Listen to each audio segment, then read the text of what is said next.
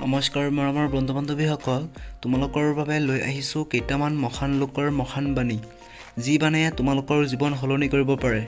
গতিকে বলা ভিডিঅ'টো আৰম্ভ কৰোঁ। যিজনে তোমাক সহায় কৰে সেইজনক কেতিয়াও পাহৰি নাযাবা।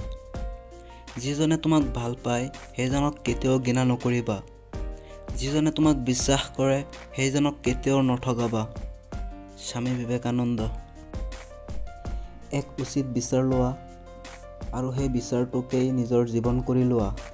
মন মগজু সঁপি দিয়া তাত আৰু বাকী সকলো কিনাৰত থৈ দিয়া, এয়াই হৈছে সফলতাৰ প্ৰাপ্তিৰ উৎকৃষ্ট উপায়।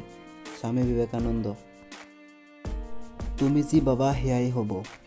যদিহে তুমি নিজকে কমজুৰি বুলি ভাবিছা তেনেহ'লে তুমি কমজুৰি হৈ যাবা।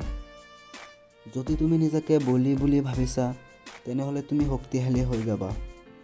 স্বামী বিবেকানন্দ। আমি সেইজনেই যাক আমাৰ চিন্তাধাৰাই সৃষ্টি কৰিছে, গতিকে মনত ৰাখিব যে আপুনি কি ভাবিছে। স্বামী বিবেকানন্দ। কেৱল সেইজনেই জীয়াই থাকে যিজন কেৱল আনৰ বাবে জীয়াই থাকে। স্বামী বিবেকানন্দ। ভিডিঅ'টো ভাল লাগিলে লাইক কমেণ্ট শ্বেয়াৰ কৰিবা আৰু চেনেলটোত নতুন আহিলে চেনেলটো ছাবস্ক্ৰাইব কৰি কাষত অহা বেল আইকনটো প্ৰেছ কৰিবা। ধন্যবাদ। জয় আই অসম।